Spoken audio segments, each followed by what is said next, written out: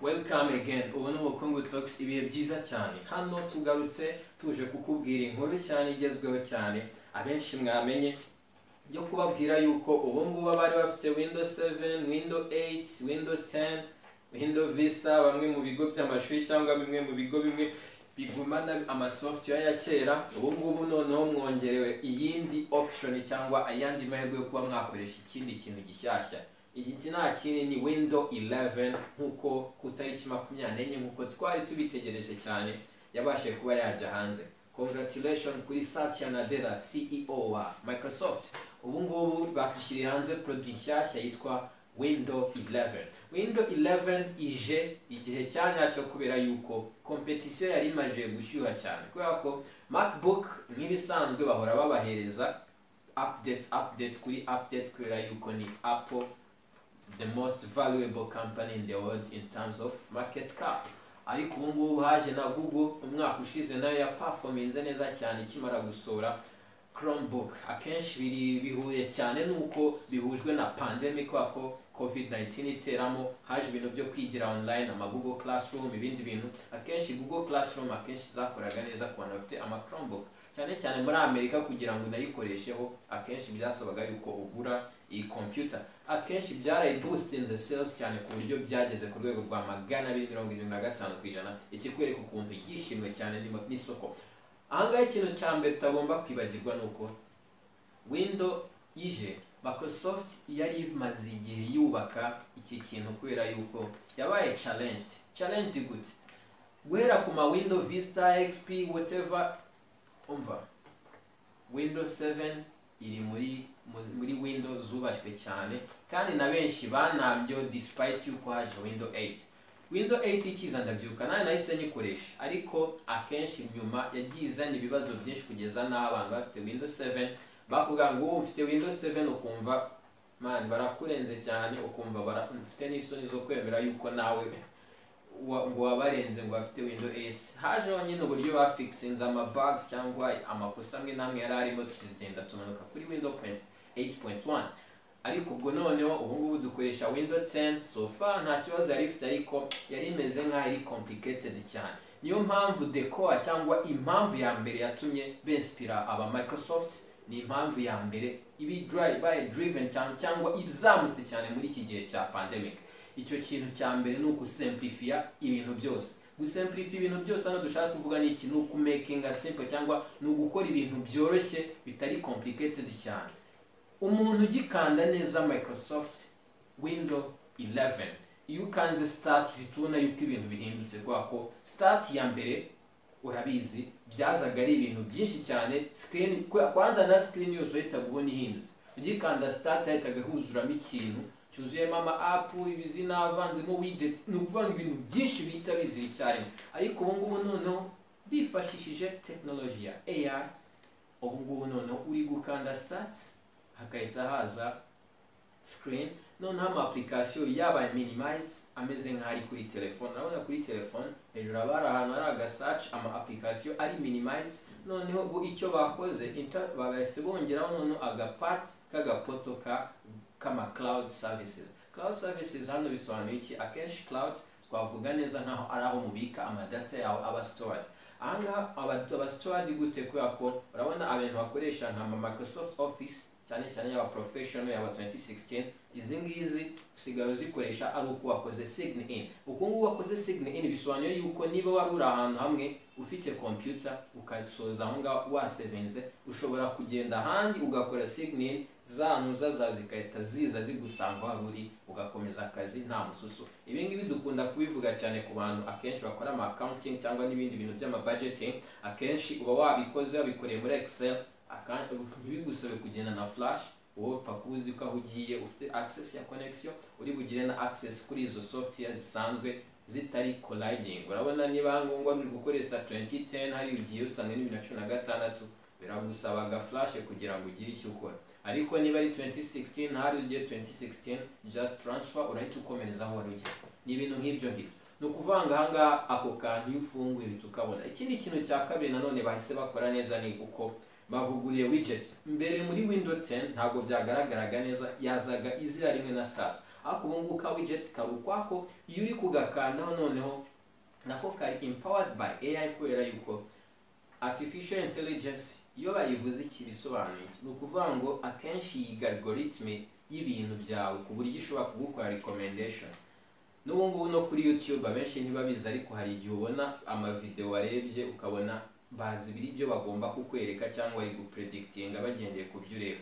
Nayo impamvu ikoranye AI, mu gutangira uzajya ubona calendrier nk'uko bisanzwe kuri widget, hanyuma ugashyiramo wenda niba ushaka kwibutsa cyangwa ushaka kwitariki igihe kizagera, hari plan, specific plan ushaka gukora, ukahita ugakanda. Ariko noneho nyuma hasi hajemo option yo kuba wakora navigation, ukaba wareba amakuru mu gitondo ubyutse, ukaba wakanda ka widget ukahita umenya date, ukamenya isaha, hanyuma noneho ukahita ubona amakuru bitewe n'uburyo watangiye kujya uyigisha, ukavuga uti nkunda amakuru y'ubukungu, nkunda amakuru ya technology, nkunda amakuru y'ibintu bla bla bla bla bla, hanyuma akahita aza bari commandinga baguriza amakuru y'isi yose, ukahita uyabona kuri ka widget. Aka ni akandi ga future kamwe nanone utagomba gucikwa mu gihe uzaba ufite Windows 11. Ikindi kintu nanone ugomba kumenya kindi ni akantu bita universal mute button. Universal mute button bisobanuye iki? Nkuko nanjye ntangira mbibabwira, iyi pandemic cyangwa ibi COVID-19 yagiye ikorera inspiration ku makampani menshi cyane, yaba amatech, yaba service, yaba n'ibindi bintu byinshi cyane, ku buryo bakora simplification. Simplification ni ukorohereza umuntu ku buryo adakeneye kujya kumenya software. Benshi wasangaga batanazi n'uburyo ba mutinga ku ma video conferencing twajyaga tubona mu minsi ya mbere, ugasanga abantu babwira Skype, ugasanga ntazi kumyutinga, cyangwa igihe hari abantu benshi nawe ibye byose birafunguye, yaba video cyangwa ibiki. Ariko ubwako kantu usigaye ugakanda mute, akenshi ikibazo cyabagamo ni ukuba amajwi yako lightinga cyangwa ijwi ryawe cyangwa ibyo uri gukora biri privé, uri kubivanga na professional ibyo uri gukora mu buryo buri professionnel. Ni ukuvuga ngo biri kugusaba ko ukanda hariya ukidisconnecta na computer, hanyuma ugakomeza ibintu ugomba gukora neza nta mususu. Ikindi kintu nanone ahangaha nyuma y'ako kantu ka universal mute, ako ngako kavuyeho, hari ikindi kintu nanone umuntu uri gufungura interface ari guhita abona. Muri kwita mubona hari ahantu hameze nk'ahari aka video, kari aka video buriya kuri ukareba gasobanuye icyo bo bakise team.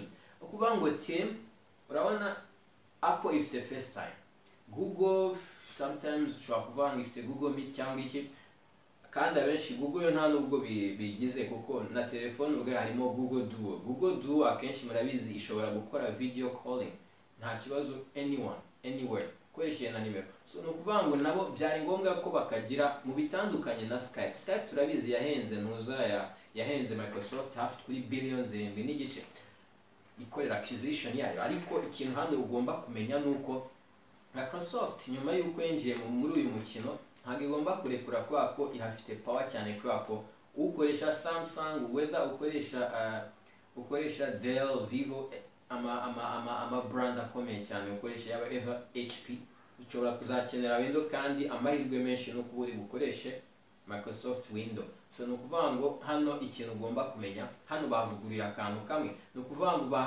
babigize open yuko iyo team nayo ishobora guhamagara ama app menshi, cyangwa whether utayishaka nayo ushobora gushyiramo Kazoom kandi ibisanzwe, ushobora gushyiramo iyindi application ya video conferencing cyangwa Webex cyangwa izindi nyinshi cyane zihari ku bwinshi atari zo tugiye kugarukamo uyu munsi. Ahubwo ikintu ugomba kumenya nuko hano hari ikindi kinjiyemo cya game changing. Urabona screen display yahindutse, ni ukuvuga ngo noneho uburyo bayihinduye ushobora kuyi-customizinga uko ubishaka, wenda ushyiramo amascreen atandatu ku buryo ushobora gukontorora gukorera ibintu bitandatu icyarimwe unabikurikiranira icyarimwe. Kenshi abantu benshi bakunda kubikora, abenshi bakeneraga n'amakompiyuta nk'atatu, cyangwa ugasanga niba ashobora gushyira ibintu bibiri icyarimwe, wenda kama window utuntu tubiri icyarimwe, hano agashyiraho Word, hano agashyiraho intuza, ari byo bibiri biri icyarimwe, cyangwa utundi ukabona yagiye kutuminimiza. Ariko hariya display ziraremye, just ukirika kuri formula ibintu byose bikahita bigenda according yuko imeze. Urabona ku kantu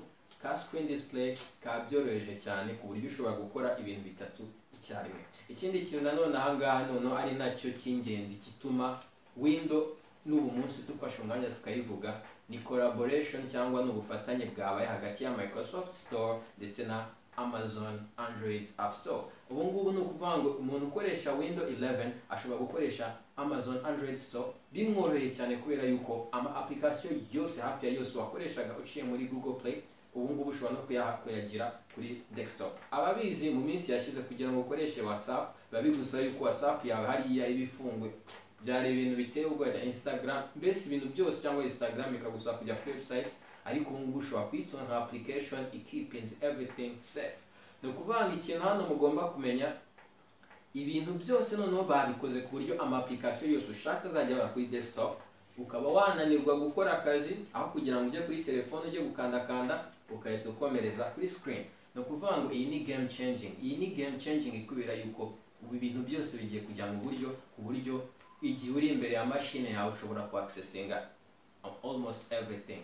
Ibi bijya no gukora kuri kimwe ku bantu bakoresha laptop ziri touch zitafite keyboard, nazo nukumuvinga, ushobora kumuvinga ukazamura ama features arahari, ariko siri uyagaruke uyu munsi. Gusa ibyo ni ibice by'ingenzi mu byo nashaba nkubwiye nona, ariko mbere yuko ngenda hari bonus track kuri features zihari nshobora kukubwira. Ni uko ubu ngubu ikintu cya mbere ugomba kumenya, gaming industry kuzamuka cyane, bakoze na features zifasha ama game, abantu bakina ama game neza kuyakina neza. Akenshi iyi game industry ni industry buri company yose itari gusiga inyuma, whether Apple, Google ndetse na Microsoft ntiyagomba kwisiga inyuma, kwako irimo iraba nini cyane ku buryo ishobora kuzaba industry ya $3 trillion cyangwa miliyari ibihumbi 3 by'amadolari y'amanyamerika mu minsi igiye kuza. No kuvuga ngo ni industry nabo batagomba gutera ibuye, kandi industry ishobora kubikoresha ama desktop cyane.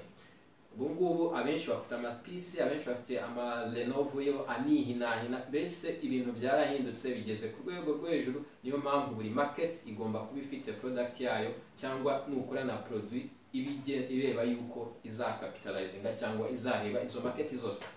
Ibi ni bimwe mu byo tukubwiye, ariko hari ibindi byinshi cyane, byinshi ariko byinshi n'ubu tutavuga ngo turangize. Ikindi kintu nanone nari nibagiye kukubwira nuko ubu ngubu kuri new window ushobora udakeneye kuri window hejuru hari ahantu hari akantu kitwa group. Ako ka group no kuvanga ibintu wari uri gukora kuri window, iyo ugiye si ngombwa yuko guhungabana kwako, ufite uburyo bwo kongera kubigarura komeza aho warugeze, cyangwa ukaba wacomeka cable ukayicomeka ugacomeka kuri PC, ukabikora kuri desktop ukabishyira kuri PC yawe, ukigendera ukajya gukomereza aho warugeze utiri ujya gutangira.